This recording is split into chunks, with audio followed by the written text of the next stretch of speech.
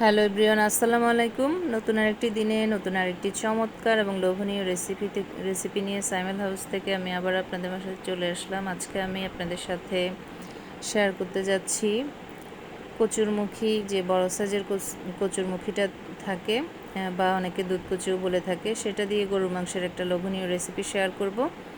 দেখে নিশ্চয়ই বুঝতে পারছেন কতটা লোভনীয় একটা রেসিপি আমি আপনাদের সাথে শেয়ার করতে যাচ্ছি। তো চলুন তাহলে ঝটপট তৈরি করে ফেলি। সেজন্য আমি নিয়ে নিচ্ছি এখানে একটা কচু। তো এই কচুটার হাফটা আমি আজকে রান্না করব, পরবর্তীতে বাকিটা দিয়ে আমি ইলিশ মাছের মাথা দিয়ে রান্না করব। আশা করছি আপনাদের সাথে সেটাও শেয়ার করতে পারবো। তো কে কে দেখতে চান ওই রেসিপিটা, সেটা আমাকে জানাতে পারেন। এই যে কচুরমুখীটা, আমি গোটাটা আসলে ভিডিও করতে ভুলে গেছি, তাই হাফ করার পরে দেখিয়ে দিচ্ছি আপনাদেরকে। তো এই হাফ অংশটা দিয়ে আজকে রেসিপিটা করব, সেজন্য আমি এভাবে কেটে নিয়েছি। তো আপনারা আপনাদের পছন্দ মতো শেপে কেটে নিতে পারেন। আমি যেহেতু গরুর মাংস দিয়ে রান্না করব, সেজন্য একটু বড় বড় পিস করেই কেটেছি। তো এখন এগুলোকে আমি কেটে ধুয়ে পরিষ্কার করে রেখে দিয়েছি। আর এখানে আমি একটা মশলা তৈরি করে নিয়েছি। আর এখানে নিয়েছি পেঁয়াজ, গোটা গরম মশলা, তারপর এখানে হলুদ, মরিচ, ধনিয়া, জিরার গুঁড়ো। তো পেস্ট মশলার মধ্যে রয়েছে এলাচি, দারচিনি, লং, লং, আদা, রসুন, জায়ফল, জয়ত্রী, গোলমরিচ, শুকনো মরিচ, কাঁচামরিচ, সবগুলো উপকরণকে আমি একসাথে পেস্ট করে নিয়েছি এই রেসিপিটা করার জন্য। তো একটা প্রেশার কুকার বসিয়ে তাতে গোটা গরম মশলাগুলো দিয়ে দিলাম। অন্যান্য গরম মশলাগুলো আমি ব্লেন্ড করে নিয়েছি, শুধুমাত্র তেজপাতা এবং দারুচিনিটা আমি ব্লেন্ড করে নিই, সেটা এখানে দিয়ে দিলাম। তো সেগুলো একটু ভেজে নেওয়ার পরে অ্যাড করে দিলাম আমি কিছু পেঁয়াজ কুচি, তারপরে দিয়ে দিলাম স্বাদ অনুযায়ী লবণ। এখন সবগুলো উপকরণকে আমি তেলের মধ্যে কিছুটা সময় একটু ভেজে নিচ্ছি, এর কাঁচা কাঁচা গন্ধটা দূর হওয়া পর্যন্ত আমার এগুলো ভেজে নেওয়া হয়ে গেছে। তো এই পর্যায়ে আমি পেস্ট মশলাটা দিয়ে দিচ্ছি।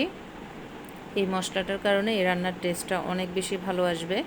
আপনারা চেষ্টা করবেন পেস্ট মশলা ইউজ করার জন্য, তাহলে রান্নার টেস্টটা ভালো আসবে। সামান্য একটু পানি অ্যাড করলাম মশলার বাটিটা ধুয়ে, তারপর আমি গুঁড়ো মশলা অ্যাড করে দিচ্ছি, হলুদ, মরিচ, ধনিয়া, জিরার গুঁড়ো।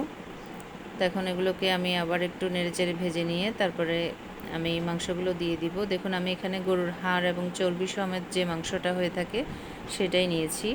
এই ধরনের কচুগুলো রান্নার ক্ষেত্রে এই ধরনের মাংসগুলো ইউজ করলেই কচুটা বেশি টেস্ট হয় খেতে। তো আমি হাড়, চর্বি এবং মাংসযুক্ত সবটা মিলানো যে মাংসটা সেটাই নিয়ে নিয়েছি। এখন এই মাংসগুলো আমি এখানে দিয়ে দিব।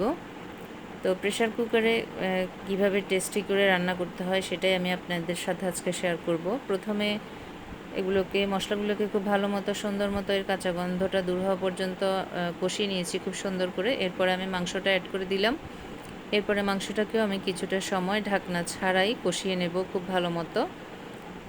তারপরে আমি ঢাকনা অ্যাড করব, দেখেই আপনারা বুঝতে পারবেন আমি আসলে রান্নাটা কিভাবে করছি। তো একবার এর ঝোলের পানি শুকিয়ে গেছে, এখন আমি আরেকবার ঝোলের পানিটা অ্যাড করে দিলাম। এবার আমি এখানে কেটে রাখা আলু এবং কচুটা দিয়ে দিলাম। একটা আলু অ্যাড করেছি, বাকিটা ওই যে কচুটা দেখিয়েছি সেই কচুটা দিয়ে দিলাম। এবার আমি সিটিটা লাগিয়ে দেবো, সেজন্য ঢাকনিটা দিয়ে দিলাম। তো প্রেশার কুকারে খুব ঝটপট এই রেসিপিটা তৈরি হয়ে গেছে, দেখে নিশ্চয়ই বুঝতে পারছেন। কালারটাও চমৎকার এসছে। হয়তো মোবাইলে অতটা ভালো দেখা যাচ্ছে না, বাস্তবে কিন্তু অনেক বেশি সুন্দর এসছে এবং অনেক বেশি টেস্টি একটা রেসিপি তৈরি হয়েছে। আপনারা কালার দেখে নিশ্চয়ই বুঝতে পারছেন। আমি সার্ভ করে দিয়েছি। দেখতে যতটা লোভনীয় লাগছে, খেতেও কিন্তু ঠিক ততটাই লোভনীয় ছিল এই রেসিপিটা। আপনারা একবার বাসায় ট্রাই করতে পারেন আমার রেসিপিটা ফলো করে। আশা করছি আপনাদের কাছেও ভালো লাগবে। আর এই সিজনে এই ধরনের কচুগুলো খুবই পাওয়া যাচ্ছে। আপনারা চাইলেই বাজার থেকে এই ধরনের কচুগুলো কিনে এনে এরকম লোভনীয় করে রান্না করে খেতে পারেন।